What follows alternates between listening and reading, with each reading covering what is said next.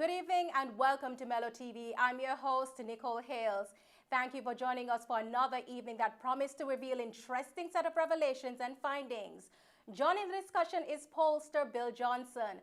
Also joining us tonight to analyze the findings is political analyst Paul Bourne and Dr. Morris Guy, Shadow Minister of Health and Wellness. We will hear the views of the Jamaican people who have been vaccinated, those that are planning to get vaccinated, and the reasons why some persons decide not to take the jab.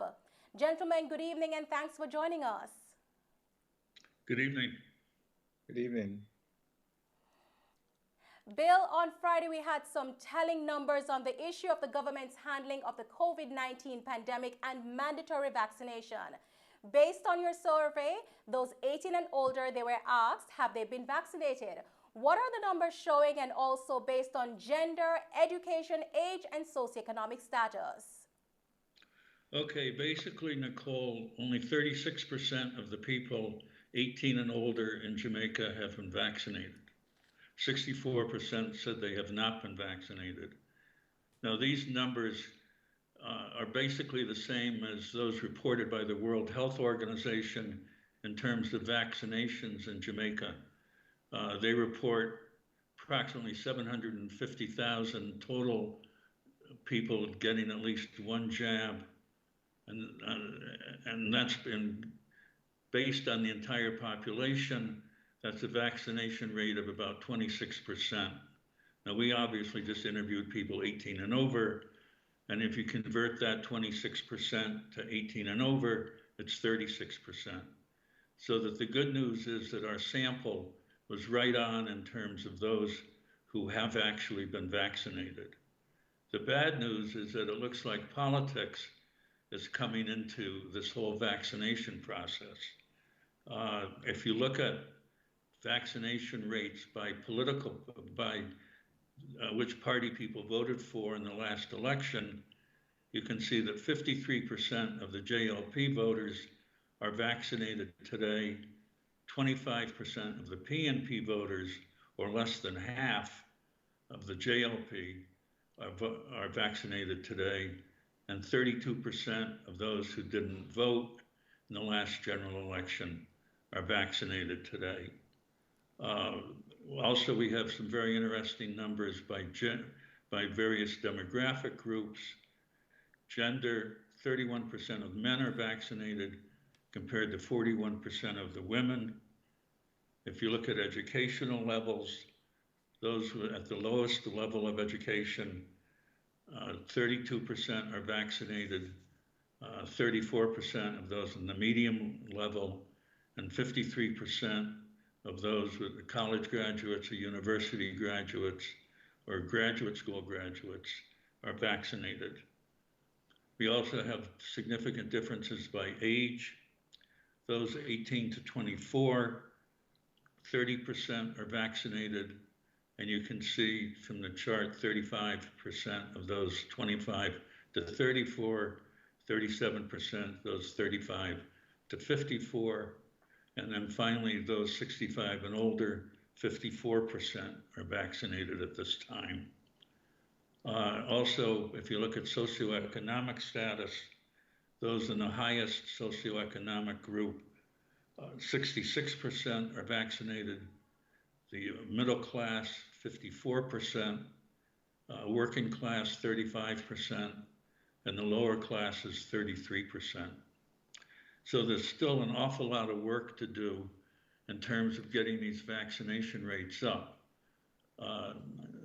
It's no secret that Jamaica is next to the bottom in the Caribbean in terms of vaccination rates. The only one country lower than us is Haiti at this time. So we really have an awful lot of work to do in terms of getting these vaccination rates up. Some telling numbers being presented tonight. Dr. Guy, 64% of the population polled in January 2020, that's this year, they are yet to be vaccinated. What do you make of these numbers? All right. First of all, I'm not surprised at the numbers that have come out. And it is simply because Bill made a statement about, in terms of politics playing a role The reality is that we have always felt that the vaccination program should have been taken out of the hands of the politicians. Um, I have said that on many occasions, and I still maintain that. I keep referring to the example of Portugal, where they got a retired um, vice admiral to be the person in charge of vaccination program. And I suspect, if I'm not too correct in the numbers, but they are in high 80s in terms of vaccination numbers. Now, we are so politically polarized in Jamaica that there is um, less likelihood of people believing a political leader. The prime minister is the prime minister of Jamaica, is the head of the government. The reality, though, is that he's also head of the Jamaica Labour Party. And if he's the one who's taking the lead, as he did in the first instance, going to St. Thomas to do the vaccination in the Blitz, to encourage people, as was said, um, because of the polarization, there are many who might not necessarily want to listen to his message. And similarly, what that could happen with the leader of the opposition doing it in another area. So we have a situation where people might not necessarily want the politicians to give them the numbers. Secondly, the vaccination program, we have always maintained that it should be left in the hands of the scientists. The Ministry of Health and Wellness has basically hugged up the program from day one. They did not allow the private medical doctors who see the majority of people in this country for healthcare. And it is only belatedly that in the latter part of the year that they have sought to encourage those private practitioners to be part of the program. Bill, your indication of 25% voters PNP and 53% of voters JLP um, are vaccinated. Now, interestingly, our assessment from the party from the last election indicated that a significant numbers of our voters stayed home and did not vote. Probably what would have been a better index of what the parties would line up is to ask whether which party they belong to as opposed to who they voted for, because that has some bearing on the numbers. But I do agree that we have a far way to go in terms of the persons who need to be vaccinated. And we think that we, from this side, the PNP thinks that much more can be achieved if we, one, get as czar as we have always asked for. Two, that we take the vaccines to the people as opposed to the people to the vaccines, get into the communities. Three, change the message. The messaging that is out there is not relevant now. And four, one of the things that we need to do is to have an honest discussion with our people. And the only way you can have that is to go into the communities with those who are scientific based. Have a discussion with the people about the pros and cons of vaccination, because people do have. And if we are to look at the data revealed by the poll, the significant numbers of persons who are unvaccinated, well, or who were vaccinated, the lesser number are those who are less educated. So we need a message and we need a messenger that will take to those people in the deep rural areas, into the areas where they're not as educated, quote unquote, as in other areas, and to have an honest discussion with them. We have always asked for, still not late, to have the community influencers, the ones who people respect in the communities, the pastors, the JPs, the school principals, the school teachers, people who have influence among theirs. Have that discussion. Then you go in and do the vaccination. I don't think, quite honestly, the significant number of Jamaicans are anti-vaxxers. They have their concerns about a new vaccine.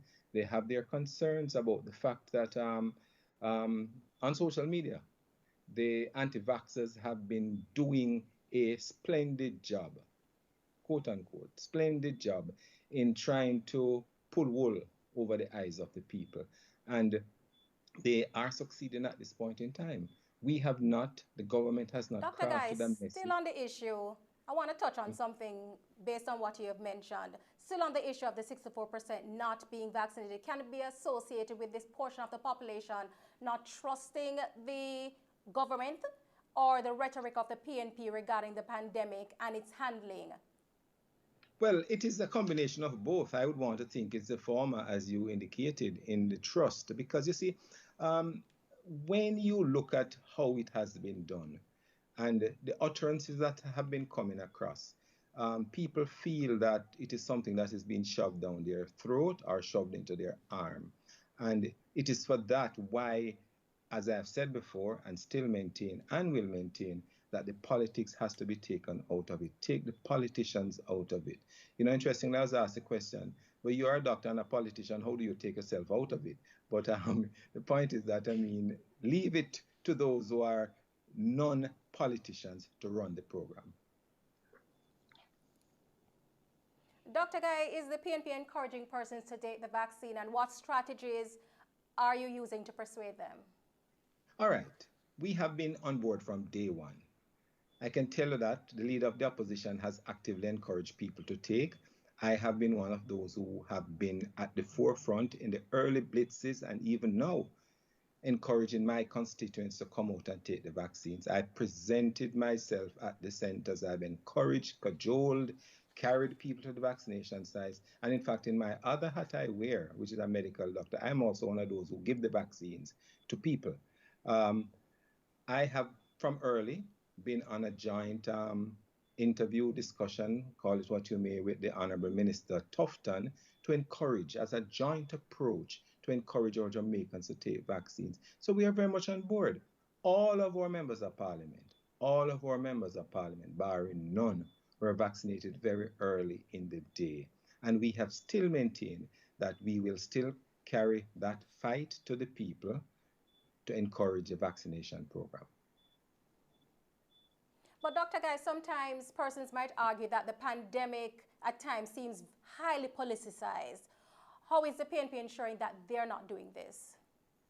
Well, it's a difficult task. The reality, however, is that we have to walk between the raindrops. We have to ensure that, as I said, that honest discussion, so that people will feel that it is not just one side saying something as opposed to the other side. Get persons who are apolitical to do it. And what we are doing is encouraging the government to go that particular route. We are also encouraging our people to go and take the vaccines. Okay. Our team went on the streets and spoke with persons who have been vaccinated, and here is what they had to say.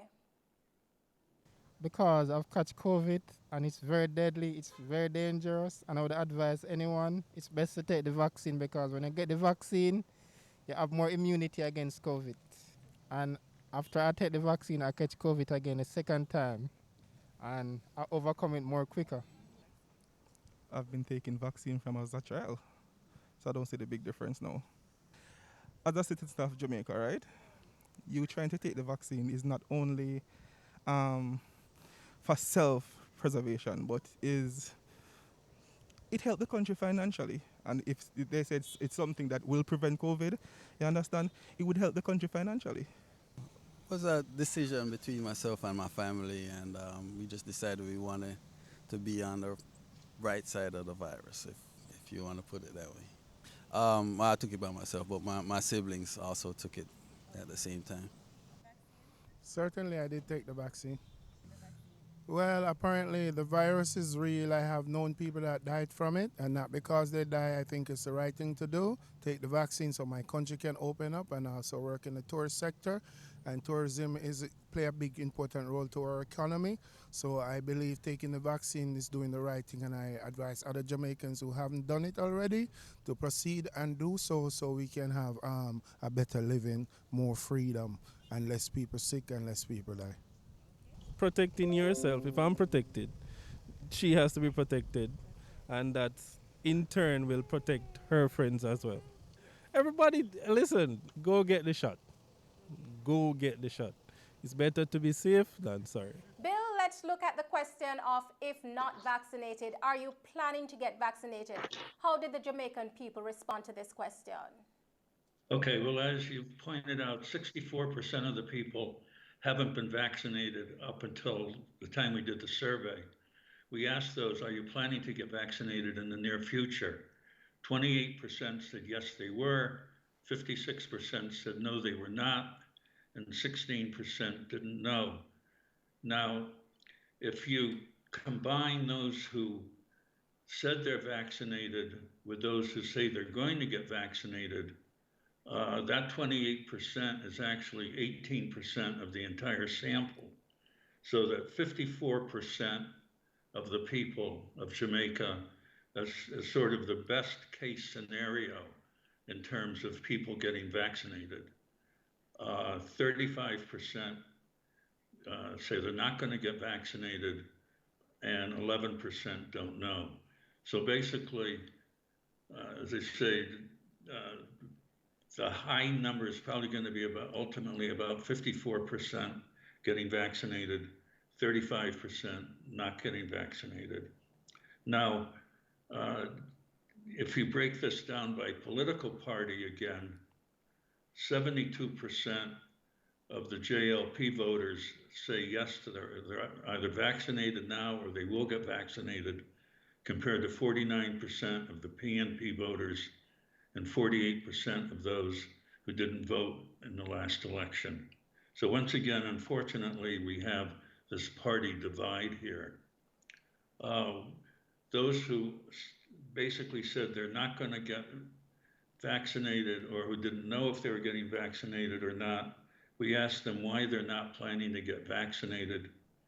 And the answers were not interested, don't want to, was mentioned by 19%, don't trust the vaccine, mentioned by 17%.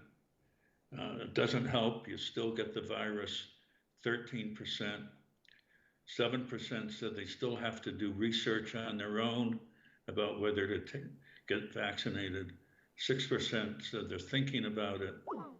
5% mentioned the various health reasons for not getting vaccinated. 5% said it's not safe, there are health risks associated with the vaccination.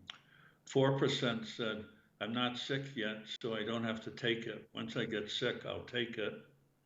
4% said not ready for it, and 3% said they're afraid that it will kill them. So we have a lot of misinformation out there, which obviously behooves the country to try to get straightened out. Based on the findings that Bill just delivered to that, we went on the streets to hear why persons say they are not taking the vaccine. Here's what they had to say. When my mind and my heart is made up. It's not like I have anything against it, but personally, if I can speak broken language, I don't really like wire going on my hand. I don't really like needle, and it hot. When I'm brave and I'm brave up enough, I'll take it. And when I get some more info on it, I'll take it. If you have catch the virus, naturally, I don't think you need to take the vaccine, mainly because you have natural immunity. And I think natural immunity is always the best way to go. Not saying that you should go out and contract it like that just to get it, but yes. I haven't been vaccinated as yet. And the reason for that is that I want to be honest, I want to see the results or if there are any side effects for a year to pass or two before I actually consider taking it.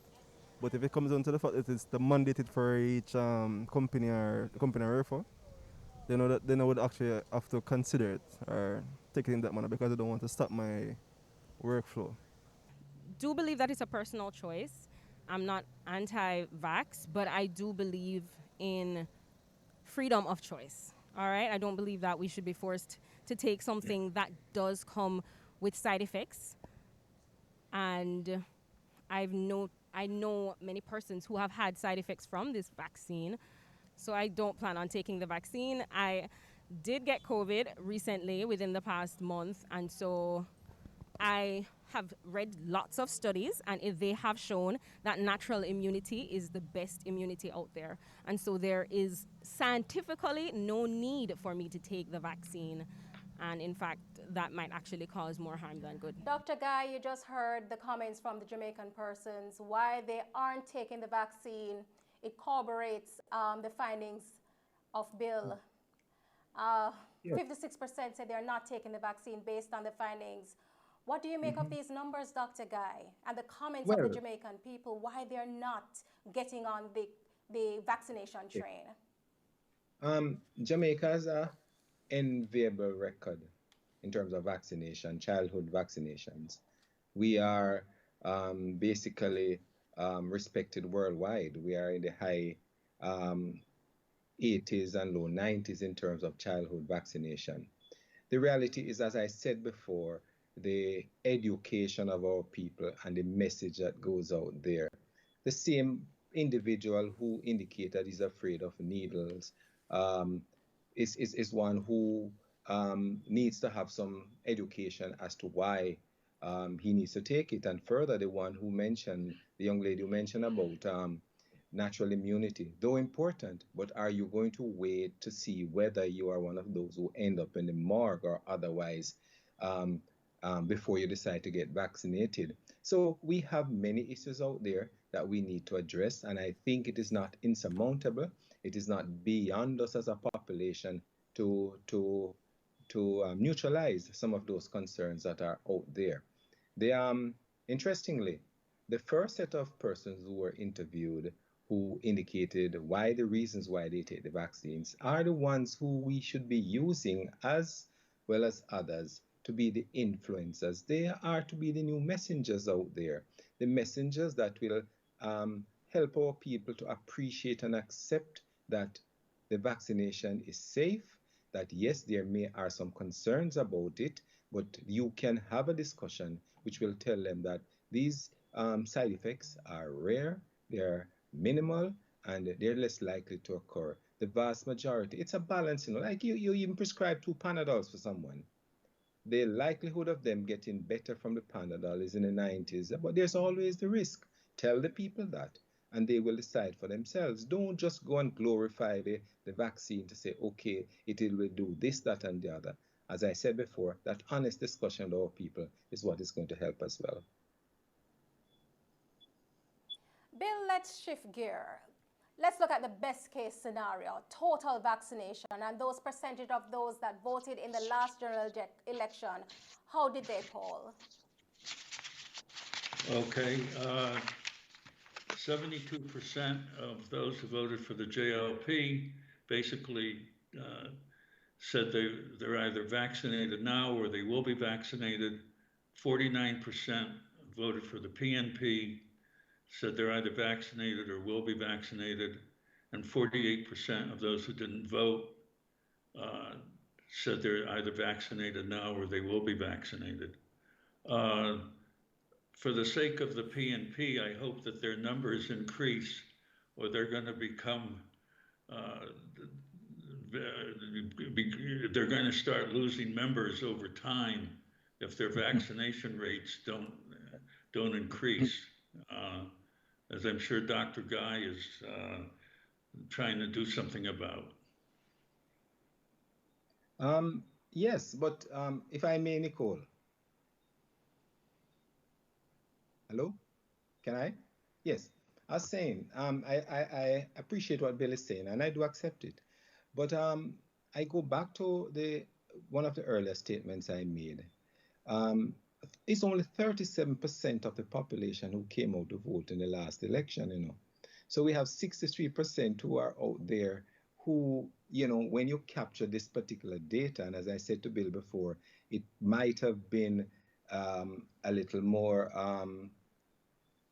clarity to the whole thing to say what particular party you belong to in terms of getting that. But I understand why he did that. But it's only 37% of the population voted in the last election. You have 63% who were out there who didn't vote at all, So that is also a consideration. It doesn't, and I'm saying that to say that even though the figures look stark right now, it might not be what will happen in the future if the new message, if the new direction, if the new program is launched. And I hear the Prime Minister say that he's going to be having a new vaccination program coming out very shortly.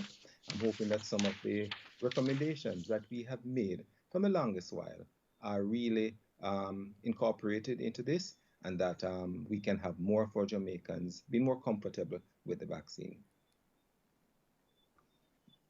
Dr. Guy, your final thoughts before you leave us? Well, I want to say that this poll is an eye opener, first of all. Secondly, that it gives us a reason and a basis and data in front of us, which ought, as a country and as a government, to craft a message which will reach the significant percentage of the population which is unvaccinated. It will help if the reasons that have been advocated are taken on board. It will help to craft a better vaccination strategy, and it is my hope that we will reach some significant numbers in terms of vaccination above the 65%, which has been characterized as herd immunity. We need to get higher than that. It is possible, and I think because of what I've said about our childhood vaccination and our historical records, that we can reach in the high 80s or early 90s. Thank you very much, Dr. Guy. My pleasure. On Friday, the Prime Minister, in making a presentation, had this to say regarding vaccination. We are never out of the fight, and we are never weary in doing good. And what is right, even if it is not popular, we will continue to promote what is right.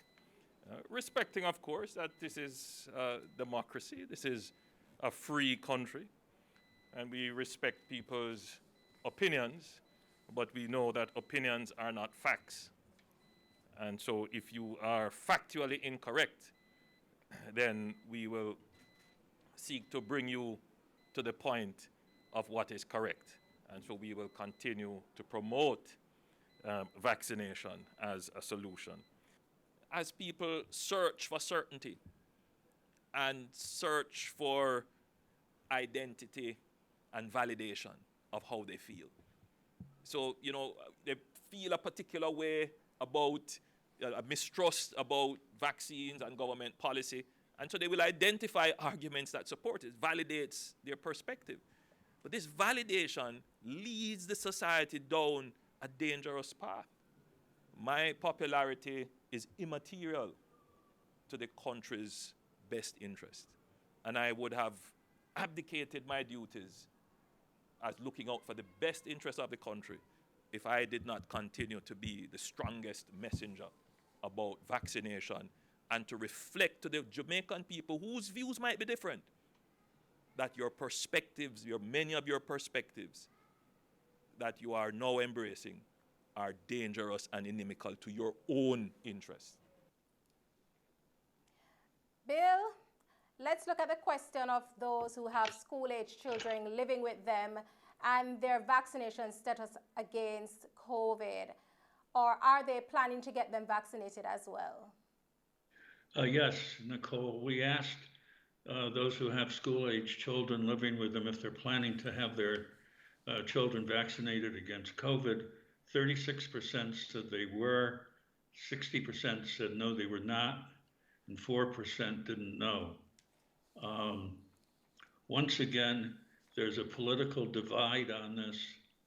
47% of JLP voters with school-age children are planning to have them vaccinated, compared to 34% of PNP voters and 30% of those who didn't vote. So unfortunately, as I say, there's still this political divide. We asked people who are not planning to have their children vaccinated, why aren't they planning to have them vaccinated?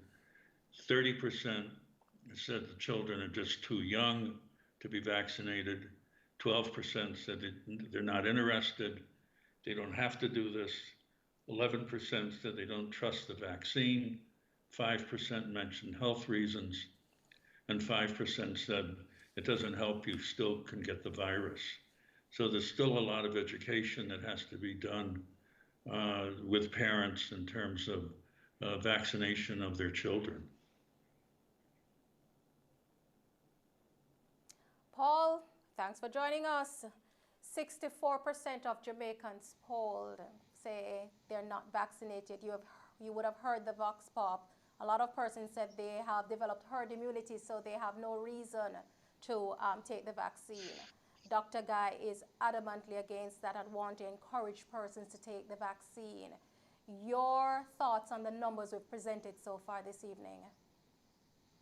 Well, the numbers must be taken into some context, all right? It's not that people do not want to be vaccinated, but what really happened is the messenger is a problem, all right? In 2007, research was done at the University of West Indies that found out that 7% of Jamaicans trust the government. In 2022, I commissioned a study that found out that 17% of Jamaicans trust the government. 17%. So what does it mean? A high level of distrust is the undercurrent that is creating the problem at the moment. And if you observe carefully what is going on in Jamaica, the campaign is substantially structured and governed by the government. And if there is a high level of distrust for government, and it's a government that is putting forward the message of vaccination, people are just not going to be vaccinated. And that is fundamentally the problem that is occurring here. As I said before, and I'm saying it again, the message has to be carried out in keeping what the persons are saying. And people do not trust the government, and the figures are clearly indicating this. 64 of every 100 Jamaicans have not been vaccinated. However, almost 90% of Jamaicans have been vaccinated prior to COVID-19. What does it say to you? Jamaicans don't have a problem with vaccination. But if you look at vaccination even outside of our current situation now in Jamaica, it was not pushed by government. The atmosphere was created and public health practitioners did their duty, did their job. Now the COVID-19 vaccine is substantially a political matter. And that's what is causing the problem. If you look at even the figures, 53% of the JLP have been vaccinated. Those who are JLP, who voted for the JLP, compared to 25% of those who are PNP. That is the stark reality. When politics comes into play, people are going to step aside. So, Paul, can you just tell us, based on the facts presented, is the vaccination program non-partisan or it's highly politicized? Well, I do not think it is a political matter. All right? It's clear to me in terms of, and viewers in Jamaica, that the vaccination really is put forward by the government and not so much the Jamaica Labour Party. So we need to understand clearly it's not that the matter is political because of the JLP. It's political because people do not trust government in Jamaica. So I can guarantee the People's National Party were in power, people would not have trusted them either. So the matter is government and not really JLP or the PNP. But when you look at the figures now, what it is saying is that persons are taking the vaccination because their party is in power, which is sad. Because a matter so critical, I remember, it's a communicable disease. So it is a political disease. The disease is not going to strike the JLP, not the PNP, or the PNP, not the JLP, or children are not the adults. And that is where the challenge is at the moment. We have got to look at it, start a new campaign, a new thrust towards this vaccination. Okay, Bill, let's look at the findings for the question, if no or don't know, why are they planning to have their children vaccinated? What are those numbers showing? Well, basically, it's the same thing. I mean, they're just resistant to having their children vaccinated. The saying, 5 to 17 is too young for children to be vaccinated, even though, as Paul mentioned and Dr. Guy mentioned, 9 out of 10 of these children have been vaccinated anyway for another disease or multiple diseases. It's the same old, as Paul and Dr. Guy have been alluded to. It's the same old thing. The messenger is wrong in these cases. The messenger should be the local doctors, as far as I'm concerned. And at this point, as from what I understand, that they haven't been the primary messengers. And we have to do something about that, or the country is going to face disastrous consequences. Our Prime Minister if you look at the figures, commented on the Nicole, possibility of the discontinuation of the audience. disaster risk management measures to curtail the COVID pandemic, and the government has done its best given the circumstances. Here's what the Prime Minister had to say. There is, in the pandemic, many differing views being brought into the public arena. Some views stand the test of reason, and unfortunately many don't. There is a perspective being shared that the strategy of the government should have been to prepare for COVID. And if you take it to the logical conclusion of that proposition, the argument would go something like this, that the government should increase its healthcare capacity to fight COVID so that it does not have to rely on non-clinical measures to control COVID, meaning that increase the healthcare system and abandon the various health controls. It sounds logical, and it's a reasonable proposition to an extent. Now, when the pandemic started, the government made massive investments in providing dedicated bed space and diverted healthcare attention from other areas of need to focus primarily on tackling this novel virus to which we were naive. Now, we rapidly increased our beds. We brought on more doctors. We brought in ventilators. We did all that was possible within our budget.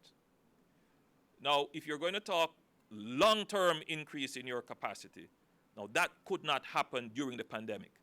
It takes at least 5 years from design to breaking ground to put a proper hospital in place. We were able, through partnerships, to get field hospitals in. But those, even though they immediately assist, they are really very temporary. And you would not consider them a permanent increase in the capacity. We are a government that really and truly cares. But we are now in a dilemma. If we continue with the measures, the government will not have enough resources to be able to keep doing the social safety net response. It's just a reality. If we continue with the measures, the mental health impact on the society could be irretrievable. Paul, you just heard the Prime Minister. Your final thoughts before we go. You know, having listened to the Prime Minister and listened to the Prime Minister carefully, I think he has missed the message totally. When I say total, I mean totally. Is somewhere east when the message is somewhere west. In the sense that people are not saying that the government should not have actually open capacity of hospitals or healthcare services. That's not what people are saying. People are saying the wrong person is the messenger. So what should have happened, like what have happened long ago, is that the government had resources and infrastructure put in place. And when I was a child, that happened, and Nicole, when you were a child, it happened as well. You didn't hear the government coming forward on television and radio and all that, promulgating vaccination. That was left to the healthcare individuals. So all we are saying, and Mr. Olness has missed the message, the messenger, Mr. Olness, is the problem. And unless you get that and understand the concept of the messenger, you're going to have a problem. Because the people are not saying they do not want to be vaccinated. That's exactly what is happening, Sir Holness. A riveting discussion this evening. Bill, come tomorrow. What can we expect? Well, I think it's going to be riveting tomorrow also. We asked people their feelings about the various states of emergencies, and also if is it perhaps time that we bring hanging back to Jamaica to deal with the crime problem. And we have some fascinating responses to both of those, and I think everybody should look forward to tomorrow's program. There you have it. Join us tomorrow and every weekday until February 25 to get the answers to many more important questions to the Mello TV Bill Johnson poll, and also listen to Mello FM and Rhythm FM newscasts for the recap. I want to thank this evening's guests, pollster Bill Johnson, political analyst Paul Bourne, and Dr. Morris Guy, Shadow Minister on Health and Wellness. I'm Nicole Hales on behalf of the entire production team. Thanks for watching.